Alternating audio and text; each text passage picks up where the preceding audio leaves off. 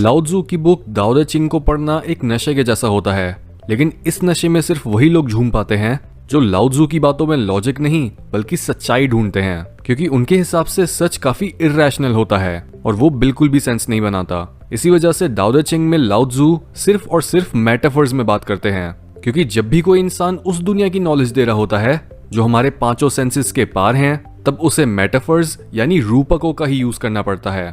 दाओ दे चिंग में लिखी हुई बातें इतनी जादुई हैं कि आप चाहे उन्हें पहली बार में समझो भी ना, तब भी वो खुद आपके मन में वापस आएंगी और जो बीज इस बुक की बातों से बोया गया था वो खुद ब खुद बढ़ेगा। ऐसा इसलिए क्योंकि इन बातों को समझने के लिए एक इंसान को अपनी ईगो और लॉजिक की लिमिटेशंस के पार देखना होता है, और जैसे जैसे आपकी कॉन्शियसनेस का लेवल बढ़ेगा वैसे वैसे आपको इस बुक की बातों में और छुपी हुई लेयर्स देखने को मिलेंगी।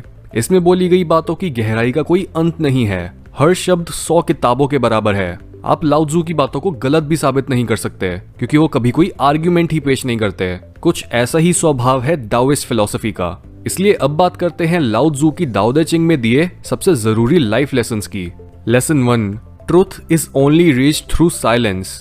साइलेंस अपने आप में होल है और वो हर पॉसिबल लैंग्वेज, वर्ड या एक्सप्लेनेशन से प्रेग्नेंट है, लेकिन जैसे ही हम साइलेंस में से कुछ शब्द निकालकर कोई बात बोलते हैं तब हम सच का बस एक छोटा सा टुकड़ा ही व्यक्त कर पाते हैं। साइलेंस सबसे ऊंचे स्तर का कम्युनिकेशन होता है, शब्द हमेशा थोड़े फीके रह जाते हैं। इसी वजह से लाओ त्जू बुक की स्टार्टिंग में ही लिखते हैं कि जिस रास्ते को समझाया जा सकता है वो असली रास्ता नहीं है, जिस नाम को नाम दिया जा सकता है वो शाश्वत नाम नहीं है, लेकिन जिसका नाम नहीं लिया जा सकता सिर्फ वो ही हमेशा था, हमेशा होता है और हमेशा रहेगा। लाओ त्जू यहाँ बोल रहे हैं कि अगर आप सच जानना चाहते हो तो बोलना व्यर्थ है, लेकिन ज्यादातर लोग शांति से डरते हैं, इसलिए वो खुद की असलियत को हमेशा शब्दों की चादर से ढककर रखते हैं। शब्दों को यूज करके आप एग्जिस्टेंस से बात करना बंद कर देते हो, और जिन सीक्रेट्स को आप उसकी साइलेंट लैंग्वेज में सुन सकते थे वही सीक्रेट्स अब आप शोरगुल में ढूंढने लगते हो और ट्रुथ से दूर होते जाते हो। खुद सोचो इस बात को कि अगर हर लैंग्वेज और हर बुक में बोली बातें साइलेंस में से ही निकल कर आई हैं, तो आप असली नॉलेज हासिल करने के लिए बुक्स को प्रायोरिटी दोगे या खुद साइलेंस को, जहां से आप डायरेक्टली इनफाइनाइट बुक्स की नॉलेज ले सकते हो। हर महान बुक भी इसलिए लिखी जाती है ताकि आप उस बुक से इंस्पायर होकर असली नॉलेज की तरफ कदम बढ़ा सको। बुक्स बस चांद की तरफ इशारा करने वाली उंगली है, खुद चांद नहीं। इसलिए कभी साइलेंस में घुल कर देखो, उसे अपने अंदर भरने दो, और जब आप शांत रहकर साइलेंस की आवाज को सुनने के काबिल बनोगे तब आप सच्चाई को सिर्फ जान ही नहीं पाओगे बल्कि आप खुद सच में डूब जाओगे। आप में और सच्चाई के बीच कोई बाउंड्री ही नहीं होगी। हर उस चीज से अपने मन में दूरी बनाओ जिसके बारे में बात करी जा सकती है। Lesson 2, be choiceless.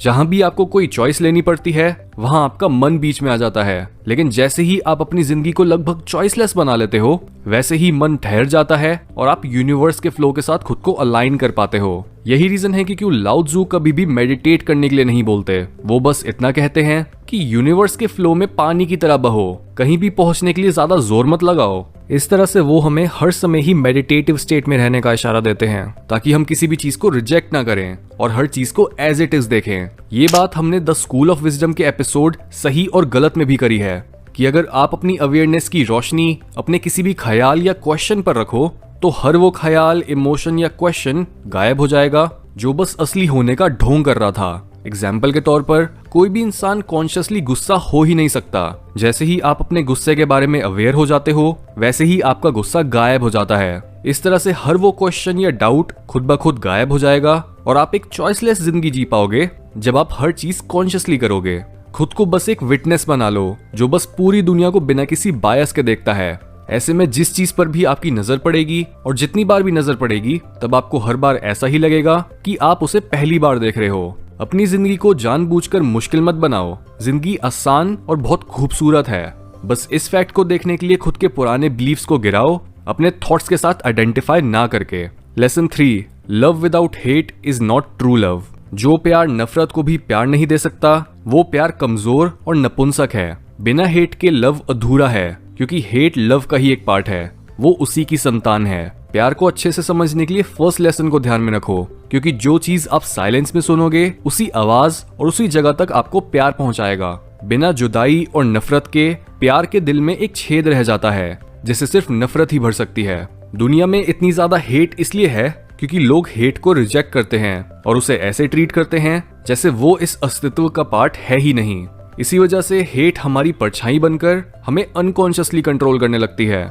लेकिन जब प्यार और नफरत को साथ में एक्सेप्ट करा जाता है, तब प्यार नफरत को निगल जाता है और सिर्फ प्यार ही बचता है। लेकिन नफरत और प्यार को अलग कर देने से नफरत अपनी एक अलग झूठी जिंदगी जीना चालू कर देता है। इसलिए हेट को भी खुले दिल से एक्सेप्ट करो। अगर कोई इंसान आपको गुस्सा करे तो समझ जाओ कि वो प्यार से बिछड़ गया है और वो बस अपनी आत्मरक्षा के लिए बाहर से बुरा बना पड़ा है। हर इंसान का स्वभाव प्यार का ही है।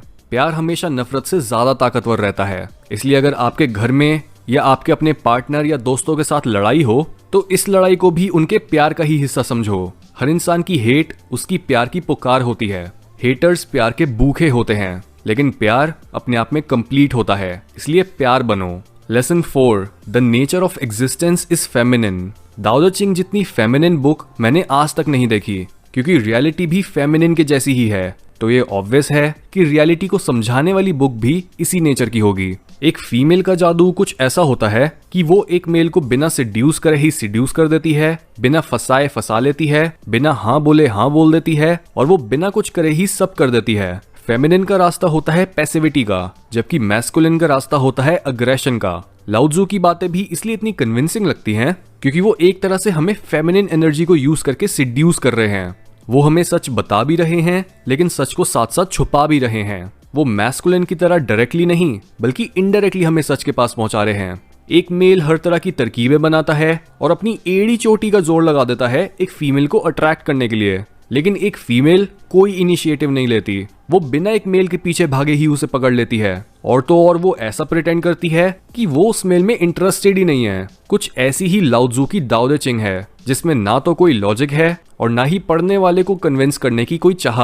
लाओ त्जू के हिसाब से एग्जिस्टेंस एक ऐसी तिजोरी है जो जोर जबरदस्ती से नहीं बल्कि शांत रहने से खुलती है। अगर आप एग्जिस्टेंस को समझने के लिए लॉजिक का यूज कर रहे हो तो आप बहुत ज्यादा अग्रेसिव बन रहे हो और आपके हाथ कुछ नहीं लगेगा। सच जानने के लिए एग्जिस्टेंस से मोहब्बत करनी पड़ती है, उसकी नजरों में देखना पड़ता है, एक शायर बनना पड़ता है, और तब वो खुद ही आपके आगे अपने सारे रहस्य खोल देती है। लेकिन लॉजिक की पेनिट्रेशन सच को अपने आप को झूठ के कपड़ों से ढकने के लिए मजबूर कर देती है। लाओ त्जू बोलते हैं कि डाओ को द ग्रेट मदर बोला जाता है। वो खाली है, लेकिन उसकी कोई सीमा नहीं है और उसे खत्म नहीं करा जा सकता।